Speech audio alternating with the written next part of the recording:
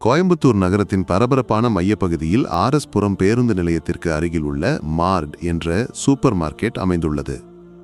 திருவோண காலத்தின் ஒரு மாலை வேளையில் அங்கு ஒரு மறக்க முடியாத சம்பவம் நிகழ்ந்தது. கடையில் மக்கள் கூட்டமாக திருவோணத்திற்கு தேவையான பொருட்களை வாங்கிக் கொண்டிருந்தனர். சிலர் காய்கறிகளை தேர்ந்தெடுத்தனர், மற்றவர்கள் பூக்களையும் இனிப்புகளையும் பார்த்தனர். குளிரூட்டும் இயந்திரத்தின் முனகலும் காசாளரின் பீப்பொலியும் மக்களின் பேச்சும் கலந்து ஒரு பரபரப்பான தாளத்தை உருவாக்கியது. இந்த பரபரப்புக்கு மத்தியில் 60களின் இறுதியில் இருக்கும் லக்ஷ்மி என்ற ஒரு இல்லத்தரசி பழங்களின் அலமாரிக்கு அருகில் நின்று கொண்டிருந்தார். பச்சை பருத்தி புடவையும் நெற்றியில் குங்குமமும் கையில் பெரிய ஷாப்பிங் கூடையுடனும் அவர் 1 கிலோ மாம்பழம் தேர்ந்தெடுக்க முயன்றார். இப்போதைய மாம்பழங்களுக்கு சுவை இல்லை, முன்பெல்லாம் என்று அவர் எரிச்சலுடன் தனக்குத்தானே முணுமுணுத்தார். அப்போது 25 வயதான இளைஞனான இப்ராஹிம் ஒரு கூடை பழங்களை எடுக்க அங்கு வந்தான். கல்லூரி மாணவனான இப்ராஹிம் நீல நிற சட்டையும் ஜீன்ஸும் அணிந்திருந்தான். ஒரு கையில் போனில் மெசேஜ் அனுப்பி கொண்டுமறு கையில் சிறிய கூடையை பிடித்து நின்றான். அவன் ஒரு கூடை மாம்பழத்தை எடுக்க கையை நீட்டிய போது நிலைமை மாறியது. லக்ஷ்மி திடீரென திரும்பி இப்ராஹிமை பார்த்தார். அவரது முகம் மாறியது, கண்கள் சுருங்கின, உதடுகள் நடுங்கின. சுற்றியிருந்தவர்கள் கேட்கும் அளவுக்கு உரத்த குரலில் அவர் கூறினார், உங்கள் ஆட்களுக்கு இங்கே என்ன வேலை? இங்கே இடமில்லை. இப்ராஹிம் ஒரு கணம் திகைத்தான். அவனது கைபோனின் மேல் நின்றது முகம் ஒரு கேள்விக்குறி போல ஆனது. லக்ஷ்மி தொடர்ந்தார் குரல் மேலும் கடுமையாக, நீ பாகிஸ்தானுக்கு போகலாமே, அங்குதானே உனது இடம்? கடையில் ஒரு கணம் ஒலிகள் நின்றன. மக்கள் தள்ளுவண்டிகளை நிறுத்தினர். சிலர் அதிர்ச்சியுடன் பார்த்தனர், மற்றவர்கள் வெட்கப்பட்டு முகத்தை திருப்பினர். ஒரு இளம்பெண் குழந்தையை தூக்கி வேகமாக நடந்து சென்றாள். காசாளரில் இருந்த ஷீனா என்ற பெண் தலையை உயர்த்தி என்ன நடக்கிறது என்று பார்த்தாள். காய்கறி அலமாரியில் நின்ற ஒரு நடுத்தர வயது மனிதர் இப்ராஹிமை ஆர்வத்துடன் பார்த்து அவன் என்ன செய்ய போகிறான் என்று காத்திருந்தார். காற்று கனமானது போல் எல்லோரும் மூச்சை அடக்கி பிடித்தனர். இப்ராஹிமின் முகத்தில் முதலில் அதிர்ச்சி தெரிந்தது. கண்கள் சுருங்கின. ஒரு கணம் ஏதோ பேச முயன்றானால் நின்றான். ஆழமாக மூச்சு வாங்கி அவனது முகம் அமைதியானது. லக்ஷ்மி மாம்பழ கவரை இறுக பிடித்து பின் வாங்காமல் நின்றார். அவரது முகத்தில் சவாலின் பாவம் இருந்தது. இப்ராஹிம் ஒரு கணம் நின்றான். கூடையின் கைப்பிடியை இறுக்கி சுற்றி இருந்தவர்களின் பார்வைகள் அவனை துளைப்பது போல உணர்ந்தான். லக்ஷ்மியின் வார்த்தைகள் காற்றில் தொங்கிய ஒரு துர்நாற்றம் போல இருந்தது. அவன் அமைதியாக அவரை பார்த்தான். கண்களில் சிந்தனையின் ஆழம் இருந்தது.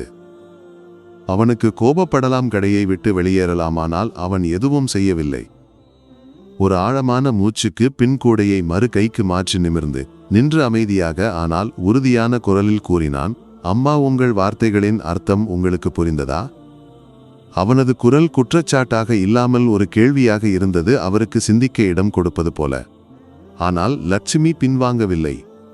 மேலும் கடுமையாக, நான் சொன்னது சரிதான், இது என் நாடு, உங்கள் ஆட்கள் இங்கு வேண்டாம் என்றார். கடையில் ஒரு அதிர்ச்சியின் ஒலி எழுந்தது. ரொட்டி அலமாரியில் நின்ற ஒரு இளம்பெண் மூச்சை இழுத்து ஒலி எழுப்பினாள். சிலர் வெறுப்புடன் பார்த்தனரானால் இப்ராஹிம் அமைதியாக நின்றான். அவன் ஒரு கணம் கூட நின்று எல்லோரின் கவனமும் தன்மீது இருப்பதை உணர்ந்துபின் கூடையை கீழே வைத்து அமைதியாக ஆனால் உறுதியான குரலில் கூறினான், நீங்கள் சொன்னீர்கள் நான் இங்கு தேவையில்லை என்று. அப்படியானால் என் குடும்பத்தின் கதையை சொல்கிறேன். எல்லோரும் மூச்சை அடக்கி பிடித்தனர். இப்ராஹிம் தொடர்ந்தான், என் தாத்தா ஹாசன் இந்த கோயம்புத்தூரில் பிறந்தவர். அவர் ஒரு விவசாயி. இந்த மண்ணில் கடினமாக உழைத்தவர். இந்த மண்ணே எங்களை வளர்த்தது. என் தந்தை ரஷீத் ஒரு ஆட்டோ ஓட்டுநர். இந்த நகரத்தின் தெருக்களில் உங்களை போன்றவர்களுக்காக இரவு பகல் ஓடுகிறார். என் தாய் ஒரு ஆசிரியை. இந்த நாட்டு குழந்தைகளை ஜாதி மதம் பார்க்காமல் கற்பிக்கிறார். அவளது குரல் அமைதியாக இருந்தது, ஆனால் ஒவ்வொரு வார்த்தையும் வலிமையாக இருந்தது. லக்ஷ்மியின் முகம் மாறியது, உதடுகள் நடுங்கினானால் அவர் பேசவில்லை. இப்ராஹிம் தொடர்ந்தான், நீங்கள் சொல்கிறீர்கள் நான் பாகிஸ்தானுக்கு போக வேண்டும் என்று. ஆனால் என் குடும்பம் இந்த மண்ணுக்காக உழைத்தது. அவர்கள் இந்த நாட்டின் பகுதி. குடும்பம் போலவே நானும் இங்கு பிறந்து இங்கு வளர்ந்தவன். இந்த மண்ணே என் வீடு. கடையில் ஆழமான மௌனம் நிலவியது. மீன் விற்பவர் ராஜன் என்ற நடுத்தர வயது மனிதர் முன்னே வந்து, அவன் சொல்வது சரி, நாம் எல்லோரும் ஒன்று என்றார். உறைந்த உணவு அலமாரியில் நின்ற ஒரு முதியவர், என் தந்தை ஒரு சுதந்திர போராட்ட வீரர். அவர் சொன்னார், நம் நாடு எல்லோருக்குமானது என்றார். காசாளரிலிருந்த ஷீனா உரத்து கூறினாள், இவ்வளவு அமைதியாக பதில் சொல்ல என்ன தைரியம்? உனக்கு நன்றி. லக்ஷ்மி தனியாக நின்றவர் போல உணர்ந்தார். மாம்பழக் கவரை இறுக பிடித்து அவரது முகத்தில் வெட்கத்தின் நிறம் தெரிந்தது. அவர் ஏதோ பேச முயன்றார், நான் உத்தேசித்தது. ஆனால் வார்த்தைகள் வரவில்லை. இப்ராஹிம் அமைதியாக ஆனால் கருணையுடன் கூறினான், அம்மா, நீங்கள் உத்தேசித்தது பிரச்சனை இல்லை. வார்த்தைகள் எப்படி தோன்ற வைத்தன என்பதே முக்கியம். வார்த்தைகளுக்கு சக்தி உண்டு, அவற்றை நன்றாக பயன்படுத்த வேண்டும். இறைச்சி அலமாரியில் இருந்த ஒரு மனிதர் கைதட்டினார். பின்னர் மேலும் பலர் கைதட்டினர். அது ஒரு கைதட்டலின் ஒலியாக மாறியது.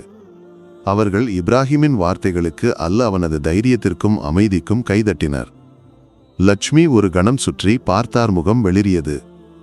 பின்னர் தள்ளுவண்டியை தள்ளி மெதுவாக வெளியே நடந்தார். சிலர் இப்ராஹிமை பாராட்ட வந்தனர். ஒரு பெண் அவனது தோளில் கை வைத்து, உனது வார்த்தைகள் எங்களை சிந்திக்க வைத்தன, நன்றி என்றார்.